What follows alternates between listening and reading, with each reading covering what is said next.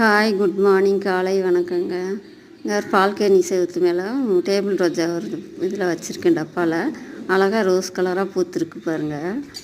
நல்லா ப்ரைட்டாக இருக்குது. ஒரு அந்த கத்திரி செடியில் ஒவ்வொரு காய் காய்க்கும்.